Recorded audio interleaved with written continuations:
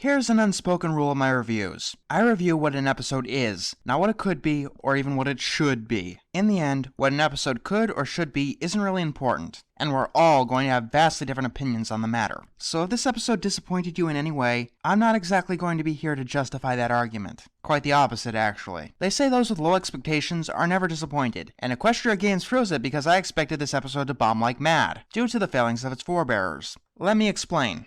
Go back to Rainbow Falls. My main gripe with that episode, one of them, is that Fluttershy was competing to be in front of an entire Olympic crowd, despite having crippling stage fright. I was expecting that problem to be front and center here, or have her suddenly burn with stage fright and be characterized as a complete idiot for not expecting the biggest event in all of Equestria to have a rather large audience. I am thoroughly convinced that making this episode a Spike episode was purely done out of necessity, although making it back-to-back with another Spike episode was not a good idea. Corey Powell is behind both of these problems. If I didn't know any better, I'd say that there was a conspiracy going on. What I'm trying to say here is that where most people felt disappointment, I felt relief. Yes, this episode could have been great, but it also could have been a disaster. It could have been events and plotlines that we had already seen in earlier episodes with characters demonstrably flanderized, with their entire defining traits forgotten. Yes, those were my problems with Rainbow Falls. Between having a Spike episode or having Rainbow Falls 2, I'd go with having the Spike episode. Either way, I said I was critiquing what is here, not what could have been. So neither relief nor disappointment counts. Let's just see what we get and go along with it. The episode starts with a train reminding us of the episodes that led us here, for better or worse. No matter what your sport is, we gotta give it our best, because we've all got a genuine shot at Ponyville Gold. With the possible exception of Bulk Biceps, Fluttershy, and me. Then why are you competing with non-athletes? Sorry. Look, Dave, I know it's not your fault, but I have to deduct a point for all the problems carried over from Rainbow Falls. Like Fluttershy totally forgetting her stage fright. I'll get there someday, but for now, baby steps, every pony. Baby steps. Yep, those are really paying off. Rainbow Dash gives a pretty nice pep talk that seems almost like a different character from Rainbow Falls. I'd like to say that I'll stop talking about that episode, but I have to talk about previous episodes in the arc. That's kinda how it works. It's like talking about the second part of a two-parter without talking about the first part. They finally make it to the Crystal Empire, while Spike is making himself helpful. Give it a rest, Apple Bloom. Nah, she's just nervous, that's all. Perfectly understandable. It better be. Hey, go big or go home, right? Spike has a trick that he uses to calm himself down. Considering who he lives with, that seems rather necessary. Some crystal guards whisk Spike and basically call him a hero. Is that why he wasn't allowed to come here in games ponies play? This is why we all hope you'd do us the honor of lighting the torch at the opening ceremony. You'd be the very first dragon in the history of the Equestria Games to do so. Because they're all selfish brutes.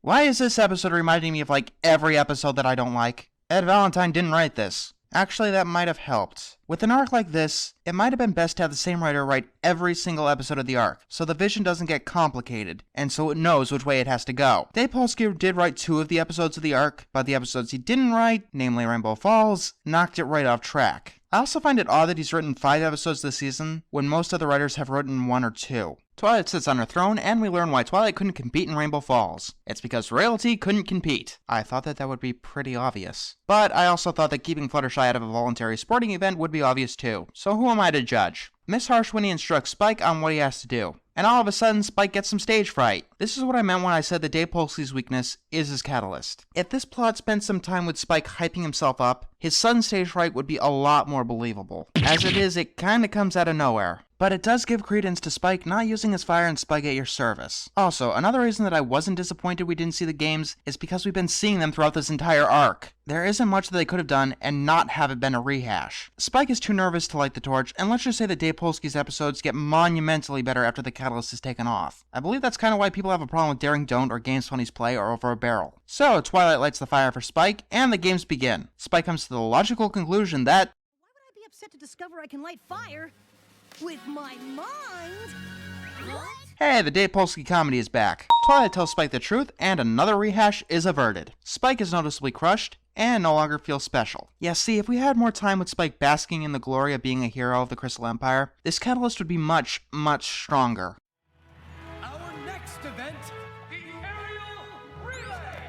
You guys seriously want to watch that, again, even though we had a whole episode about it. Unicorns will no longer be admitted without a disabling spell to prevent cheating. That's kind of racist. I wonder if there's like a unicorn group ranting about that, trying to get ponies to sign petitions or something. But in all seriousness, why do people have a problem with these gates? He just gave you the reason to stop cheating! From a narrative standpoint, it's to stop Twilight from bailing Spike out again. I realized that on my first viewing. And that means that Spike's going to do something that requires him to be bailed out. For Pony's sake, next thing you know, you'll be asking to put on a rock concert. You gave Hasbro the idea, didn't you? So Spike wants to sing an anthem. Unfortunately, it's the Cloudsdale anthem, which he's never even heard before. Now, songs don't factor into my reviews, and technically I'm counting this as a song. It didn't make my critical opinion of A Friend Indeed better, and it's not going to make my critical opinion of this episode worse. Now, my thoughts on the song itself. A lot of people are mixed on this, but I actually consider it a major improvement on the Showstopper song. Why? Because we get to see the expressions on several of the ponies. That's cringe comedy done correctly. I just love it how dumbfounded Rainbow looks. Spike is moping in his room and he's packing up, obviously humiliated. We get to see the final game, Ice Archery, and from what I can see, these games are all pretty standard. Could they have used the backdrop of the sports for this episode? No. The only characters that were in the games that we've come to know, our main fucking characters, were Rainbow and Fluttershy, and the characters competing around them had already been revealed in a prior episode. Using the sports as a backdrop would have been completely redundant, unless you're seriously expecting them to create an entirely new character and base a whole plot around them. Did you expect that? Twilight goes to get Spike and he dresses up in a disguise. Whoever encases their entire target in ice first wins. Keep your eye on number 7 from Cloudsdale. Or alternatively, we could have an entire episode where Rainbow Dash just explains the rules of a bunch of games. It's not like they're going to shove random watchers into Olympic-scaled games. Are you kidding? I've totally let ponies down. That's not the point. Yeah, she lets ponies down when she does bad things, good things, and things she can't help. Unfortunately, this pep talk doesn't cheer Spike up. And an athlete chokes and launches an arrow into the sky. Athletes sometimes do that. Not the launching arrows into the sky part, the choking. Even in grand scale performances, athletes can choke. Also, with the disabling spell in place, which was now given even more narrative reasoning, there's a realistic explanation to why no one can help except Spike. He actually has his flame breath, and melts the cloud. And the games, oh great and honorable Spike, the brave and glorious. People, Spike is being praised as pretty much a god. What more do you want? Then we get a really, really good moral. It doesn't matter how many people you please. You'll never be pleased until you please yourself. If I may, I relate to this moral a lot, as a content creator. It doesn't matter how many comments or thumbs up I get for a video if I think the video is phoned in or bad. And actually, sometimes getting the likes and comments can be disheartening. Spike lights up the fireworks.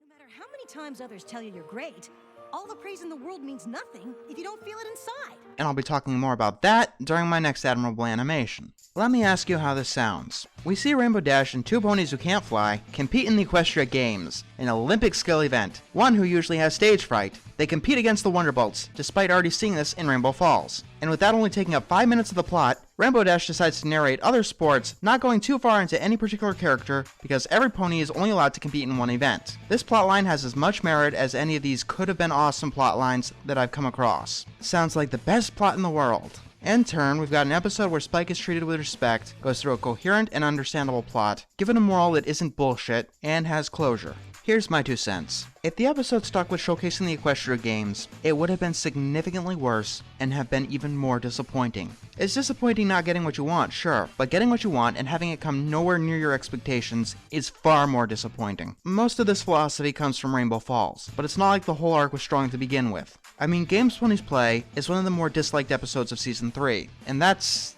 saying something. Yes, there was Flight to the Finish, but that barely had anything to do with the arc, and we saw the result of that. And we saw the result of Rainbow Falls. Fluttershy totally forgetting her stage fright. Okay, let's pretend that Rainbow Falls was good. Every single episode in the arc was good. Let's pretend. Rainbow Falls knew what it was doing, had any thoughts of coherence, and put Rainbow Dash with partners that made any logical sense. Great! She's only competing in one event. For the sports to be a backdrop, we would have to give the spotlight to a totally new character, which isn't something within the scope of the show. Is the title a lie? Not really, considering the episode takes place at the Equestria Games. All I ever wanted, sweet perfumes of incense, graceful rooms of alabaster stone. All I ever wanted, this is my home. With my father, mother, brother, oh so noble, oh so strong. Now I am home, here among my trappings and